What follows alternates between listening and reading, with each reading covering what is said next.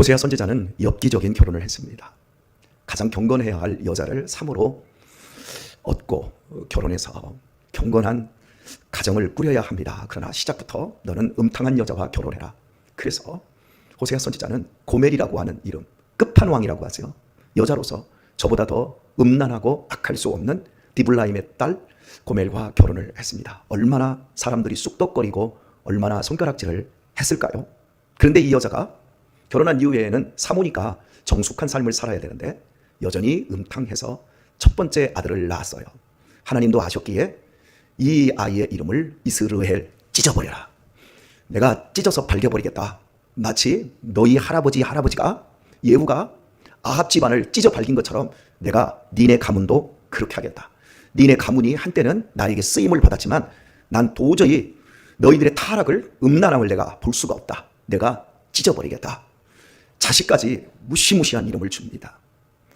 이것은 이스라엘 백성들이 하나님을 떠나서 그들이 돈을 사랑하고 이 세상에 재물에 눈이 멀어서 하나님을 섬긴다라고 하는 건, 믿는 건 다 명분으로 가지고 있고 실제는 하나님을 안 믿는 것을 눈으로 보여주고 경고하고자 하나님이 하신 일이었습니다.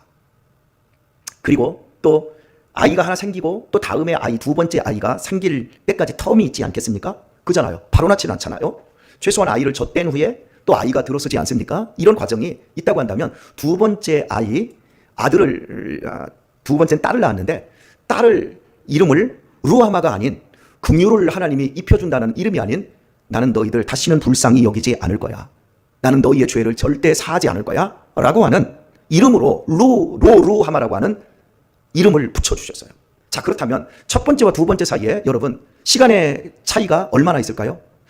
고멜이 결혼을 했습니다. 그리고 한 1년 이상 되지 않았겠습니까? 그래서 첫 번째 아들을 얻었고요. 또 한 1년, 2년 정도 있지 않았겠습니까? 이 시간 동안 왜 선지자가 저런 음탕한 자식들을 낳고 또 그 아들들을 버리지 못하고 그런 자식을 버리지 못하고 왜 끌어안고 이름은 저런 무시무시하고 괘씸한 이름을 붙일까? 사람들이 고민하지 않았겠습니까? 그때마다 호세아 선지자는 바로 이것이 우리의 죄악이다. 우리가 음란함에도 불구하고 여전히 회개하지 않음에도 불구하고 하나님은 우리를 버릴 수 없다. 우리의 죄악은 로루함하고 이스라엘이다. 이것을 호세아 선지자는 강력하게 말했을 것이고 이스라엘은 들었을 것입니다.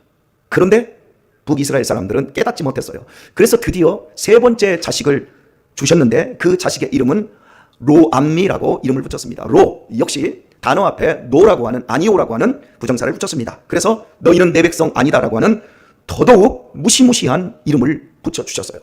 그러면 시간의 갭이 또 여기에서 얼마나 많이 차이 나겠어요? 세 자식을 뒀다면 최소한 5년, 6년, 7년 이렇게 시간이 흘러가지 않았겠습니까? 그런데 이스라엘은 회개하지 않습니다. 성도 여러분, 사람이 참 회개하는 게 쉽지 않습니다. 후회는 많이 합니다. 말로는 회개해야지요. 회개하세요.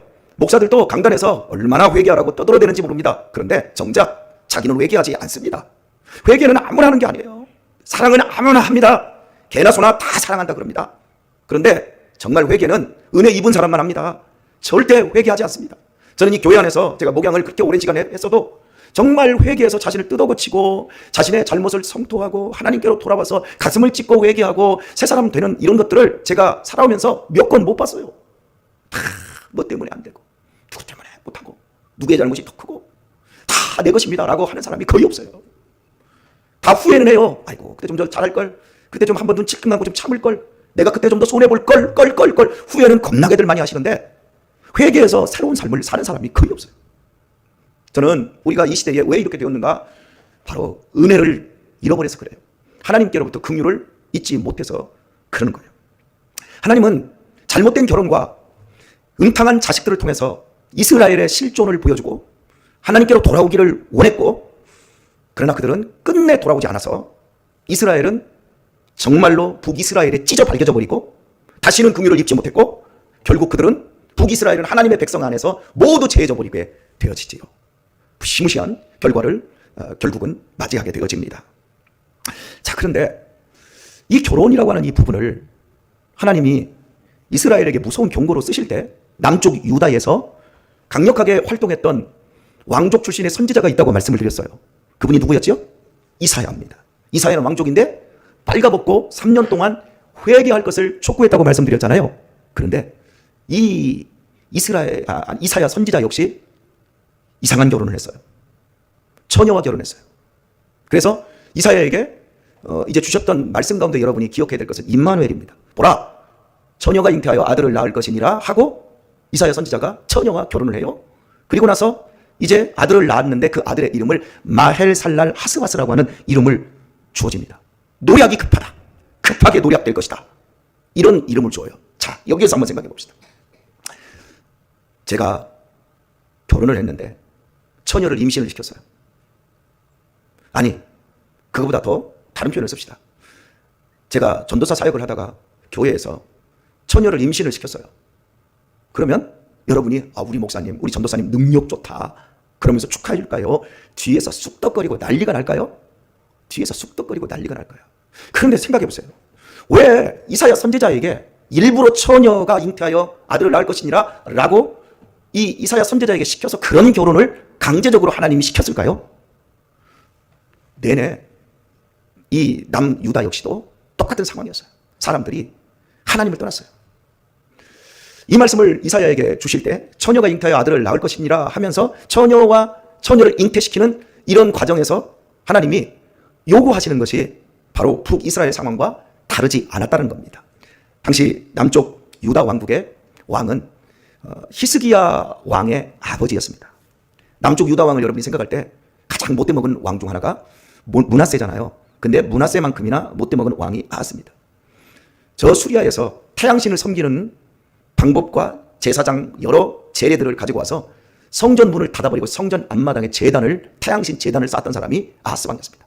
그리고 그때 국제 정치 어떤 역학 관계는 북쪽에는 이 여로보암 왕의 아버지 베가가 다스렸고 수리아의 왕이 르신이었는데 베가와 르신이 손을 잡고 남쪽 유다를 공격하고 있었습니다. 그래서 남쪽 유다는 풍전등화와 같이 나라가 위태한 상황에 있었습니다. 그때 하나님은 이사야 선지자에게 가서 이 나라를 내가 지켜줄게. 남쪽 유다를 다윗에게 약속한 대로 내가 지켜줄 테니까 아무 걱정 말아라 그랬더니 이 아하스 왕이 그걸 안 믿어요. 믿음이 없어요. 왜냐하면 우리는 북쪽 이스라엘을 상대하기도 어려운데 북쪽 이스라엘보다 더 큰 중국과 같은 그런 나라가 북한하고 연합을 해서 우리나라를 치면 우리는 도저히 그들을 막아낼 수가 없다. 그런데 이사야 선지자가 와가지고 하나님이 우리를 지켜주기로 했으니까 걱정하지 마라. 그들은 타다 남은 부직갱이 같다. 그러니까 아무 걱정하지 마라. 이렇게 이야기를 하는데 아하스 왕은 전혀 그 말을 안 믿어요. 왜? 현실적이지 않았거든. 그러자 징조를 구하지도 않으니까 이사야 선지자를 통해서 하나님이 징조를 직접 주셔요. 그것이 뭐였냐면 보라, 처녀가 잉태하여 아들을 낳을 것이니라 그 이름을 임마누엘이라 하라. 결국 선지자 이사야가 처녀를 잉태시켜버리는 거예요. 그리고 그 자식의 이름을 마알셀랄 하스바사, 노략이 급하다. 저 북쪽의 베가와 수리아의 르신이 쳐들어오지만 그들이 급하게 무너지고 급하게 노략당할 것이다. 그들은 모두 흔적도 없이 찢어 발겨져서 없어질 것이다. 이걸 하나님이 일방적으로 주셔요. 자, 그러니까 이제 이 부분에 대한 결론을 한번 내보도록 하십시다. 북쪽에서는 아이들 3명이 자라나고 있습니다. 이스로엘, 루루하마, 그리고 로암미. 하나님이 찢어서 너희의 죄를 절대 사하지 않을 것이고 내가 너희를 내 백성에서 제외시켜버리겠다. 이 이름의 아이들 셋이 북쪽 이스라엘에서 지금 자라나고 있습니다. 그걸 볼 때마다 이스라엘 백성들이 두려워해야 되는데 전혀 두려워하지 않습니다. 남쪽은 아이 하나가 자라나고 있습니다. 선지자가 처녀를 에베게 해서 낳은 자식 마헬살랄 하스바스라고 하는 자식이 자라나고 있습니다. 그 자식의 이름은 북쪽 사람들이 르신이 쳐들어와도 하나님이 그들을 다 찢어서 발길 테니까 너희들은 구원받을 것이다. 염려하지 마라. 이런 자식이 자라나고 있습니다. 남쪽 사람들은 그 애가 자라날수록 어떤 느낌이냐면 하나님이 우리를 구원하시기로 하셔서 그러면서 용기를 낼 수 있을 것이고 북쪽 사람들은 아이가 자라나면서 아이들 셋이 자라나는 걸 보면서 야, 하나님이 우리를 심각하게 내친단다. 이런 두려움들이 자라날 수 있을 것입니다. 자, 그러면 오늘 본문에서 뭐라고 하고 있는가? 딱 한 절만 우리가 6절과 7절을 한번 살펴보도록 할게요. 고멜이 또 잉태하여 딸을 낳음에 여호와께서 호세아에게 이르시되 그 이름을 로루하마라 하라. 내가 다시는 이스라엘 족속을 긍휼히 여겨서 사하지 않을 것임이니라. 그러나 내가 유다 족속을 긍휼히 여겨 저희 하나님 여호와로 구원하겠고 활과 칼이나 전쟁이나 말과 마병으로 구원하지 아니하리라 하시니라. 여러분, 북쪽은 하나님이 절대 그들을 구원하지 않는데 남쪽은 그러나 내가 유다 족속을 불쌍히 여겨 저희 하나님 여호와로 구원한다. 군사력으로 그들을 구원하지 않고 하나님 여호와로 구원한다. 이런 약속을 줘요. 여러분 보세요. 북쪽은 못하고 있고 남쪽은 잘하고 있지 않아요. 남쪽이나 북쪽이나 똑같이 하나님을 떠나 있어요. 그런데 왜 북쪽은 그냥 하나님이 쓸어버리겠다고 하시고 남쪽은 하나님이 그러나 나 여호와로 그들을 구원하겠다. 활과 칼이나 창이나 군사력으로 경제력으로 구원하지 않고 내가 직접 그들을 구원하겠다. 똑같은 상황인데 왜 그럴까요, 여러분? 역사적으로 이렇게 얘기할 수도 있습니다. 징조도 구하지 않았던 남쪽 유다 왕 아하스의 아들이 히스기야입니다. 히스기야 시대에도 여전히 이사야가 선지자로 활동합니다. 여러분이 아시다시피 히스기야는 이사야 선지자의 설교 말씀을 듣고 곧바로 회개하여 성전에 세워졌던 타향신전을 다 무너뜨려버리고 성전문을 열고 종교개혁을 일으켜서 하나님께로 돌아가게 했습니다. 긍휼을 입은 사람만 회개한다 그랬어요. 하나님의 은혜를 입은 사람만 회개한다 그랬어요. 히스기야는 하나님의 은혜를 입고 모든 백성들에게 회개를 다 선포하게 하고 자기가 먼저 철저히 회개합니다. 그때 하나님의 약속대로 주변의 나라들이 이 남쪽 유다를 공격해도 하나님이 지켜주셨고 그 공격하는 나라들은 모두 하나님이 찢어서 이 세상 역사에서 없애버리셨습니다. 그러니까 여러분, 한 사람이 중요해요. 왕은 단순히 왕이 아니에요.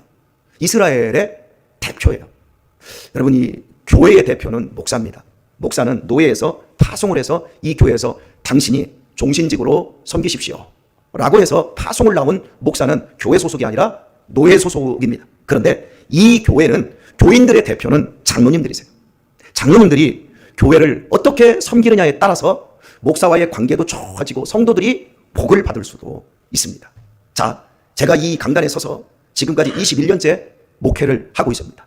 우리 장로님들이, 우리 권사님들이, 교회의 대표와 같으신 여러분들이 잘 섬겨주고 잘 사랑해주니까 마치 히스기야 왕처럼 말씀이 증거될 때 나쁘고 힘든 말씀들을 그것들을 끌어안고 참아주고 견뎌주고 오히려 앞장서서 헌신하니까 교회가 복을 계속 받으며 하나님의 은혜를 긍휼을 입는 겁니다. 그런데 제가 봤던 교회의 장로님들이 계셨어요. 그분들은 대표기도 하러 이 안에 올라와서 대표기도 하고 딱 나가면 저 자리에 딱 앉아가지고 딱 기독신문을 가지고 와가지고 딱 신문을 펼칩니다. 그리고 어떤 데서는 막 발짝 딱 끼고 눈을 감고 이러고 있는 이런 장로님들도 봤어요. 그 교회에 하나님의 은혜가 떠납니다. 조심해야 합니다. 똑같은 상황입니다. 그러나 은혜를 잃어버리지 않는 사람들이 있고 은혜를 저버리는 사람들이 있더라고요. 오늘 말씀을 맺도록 하겠습니다. 대체 무슨 차이일까? 은혜를 잃어버리지 않는 사람들과 은혜를 저버리는 사람들의 차이가 무엇일까? 군사력. 그러니까 본문에서 이야기하는 대로 활과 칼과 말과 마병. 이것이 있는 사람들은요, 회개하지 않습니다. 그러나 활과 칼과 또 창과 마병, 말 이런 것이 없는 사람들은 회개합니다. 이걸 현실적으로 오늘날로 한번 바꿔볼까요? 돈 있고 힘 있는 사람들은 절대 회개하지 않습니다. 그러나 돈 없고 힘이 없는 사람들은 회개할 가능성이 매우 높습니다. 왜냐하면 내가 구원이 하나님의 은혜가 오직 심령이 가난하고 애통하고 슬퍼하는 사람 속에서 임한다는 것을 그들 스스로가 알기 때문에 그렇습니다. 질문 하나 할까요? 물질적인 축복은 나쁜 겁니까? 좋은 겁니까? 건강 축복은 좋은 겁니까? 나쁜 겁니까? 여러분의 가정이 평안한 축복은 좋은 것입니까? 안 좋은 것입니까? 좋은 겁니다. 건강 축복 좋은 겁니다. 물질 축복 좋은 겁니다. 그런데 여기 앞에 선제 조건이 하나가 있습니다. 거듭난 사람에게는 물질 축복, 건강 축복, 가정이 형통한 것 좋은 것이고 그것은 하나님의 격려이고 하나님의 사랑입니다.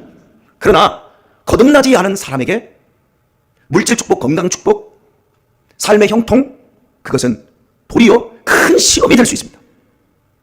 제가 왜 이렇게 얘기하냐면 목사만 가지고 비유를 하겠습니다. 저는 잘 몰라요, 다른 사람들은. 그러나 목사들은 잘합니다. 겸손한 사람들을 대체적으로 보면 물질이나 건강이나 삶에 참 여러 가지 부족한 것들이 많은 목사님들이 진짜 겸손하고 진짜 사람들이 따뜻해요. 그런데 겸손한 척은 하는데, 교양 있는 척은 하는데 돈도 있고 똘똘하고 건강 있는 사람들이 대체적으로 마음이 안 따뜻해요.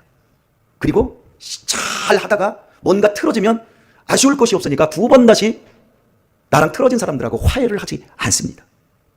여러분들이 보시기에는 어떠신지 몰라요. 개척하는 목사와 그냥 큰 교회의 청빈관 목사님들과의 차이가 나든가요, 안 나든가요? 나요. 제가 큰 교회 목사님들을 성토하는 게 아니에요. 또 작은 교회 목사님들을 무조건 높이는 것도 아니에요. 우리의 삶에 있어서 진정한 축복과 진정한 저주를 지금 이야기를 하는 거예요. 제가 우리 남선로에서 존경하는 목사님이 한 분 계신데 그분의 교회에 청년이 좀 우울증이 심하대요. 그런데 그 우울증을 이기고자 이제 교회에 왔는데 이 우울증과 이제 그분 얘기를 내가 가만히 들어보니까 우울증이 아니라 조울증이에요. 양극성 장애예요. 양극성 장애라고 하는 건 이런 거거든요. 기분이 좋을 때는 간도 쓸개도 다 빼줄 만큼 기분이 막 좋아요. 이게 조증이에요. 그런데 우울증, 양극이거든요.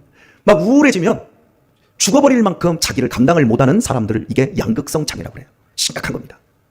이게 얼마나 무서운 정신병이냐면 이런 사람들이 거의 자살해요. 근데 이 청년이 살겠다고 교회에 온 거예요. 근데 한참 좋아지는 좋을 때 그 교회의 여자 청년을 만나가지고 여자 청년과 연애하다가 임신을 시켜버렸어요. 물어보겠습니다. 우리 교회에서도 그런 일이 벌어질 수 있어요. 그러니까 교회 청년 둘이 임신을 했는데 교회 권사님들이 뒤에서 저런 빙신 같은 것이 누구를 건드려? 참 교회 참 다 됐다 하면서 막 수분 쏘는 거예요. 이 목사님이 그 청년들 둘을 불러서 내가 설교 시간에 니네 얘기해야 되겠다. 그랬더니 막 얘들 두려워하세요. 목사님이 그걸 가지고 지난 주일에 설교를 했어요. 여러분 얘들한테 돌을 던질 사람 여기 있으면 돌을 던지세요. 뒤에서 돌 던지지 말고 딱 데려다 놓고서나 얘들한테 돌 던지세요. 당신들은 결혼하기 전에 살 안 섞었어요? 당신들 살아오면서 애 안 죽었어요? 여기 죄에서 자유할 수 있는 사람 몇 명이나 있습니까? 우리 모두는 1만 달란트 죄 탕감 받은 사람들입니다. 누구를 뒤에서 욕하고 누구를 정죄할 사람 있으면 하십시오. 예수님이 가늠하다 잡힌 여인 먼저 돌로 치라 할 때 어떻게 했습니까? 교회는 마지막 사람이 마지막에 올 수 있는 것, 세상에서 어디서도 안 받아줘도 교회만큼은 받아줄 수 있고 교회만큼은 회개시켜 거듭나게 할 수 있는 것이 교회 아닌가요? 우리 제발 이런 교회 만드십시다. 그 얘기를 하면서 본인이 참 힘들었다 이 얘기를 하시더라고요. 만약 우리 교회에서 그런 일이 벌어지면 저는 어떻게 할까요? 오늘은 엄장로님이 계시지 않아서 좀 말씀을 더 길게 합니다.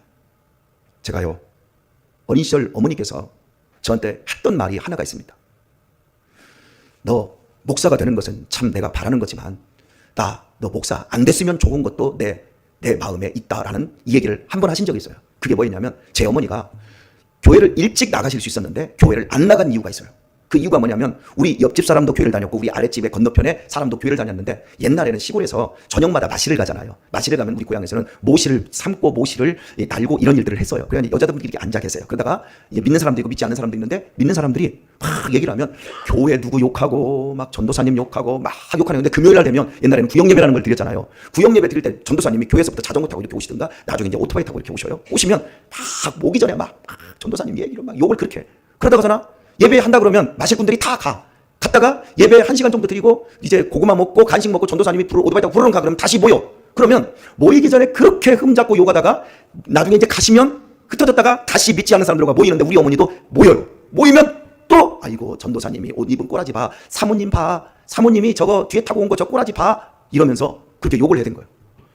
그래서 우리 어머니가 교인들은 앞에서는 잘하는 것처럼 하고 앞에서는 전도사님 이러고 뒤에 가서는 온갖 욕설 다 하는 거 그걸 어머니가 보시고 나서 야 나는 교회 못 가겠다.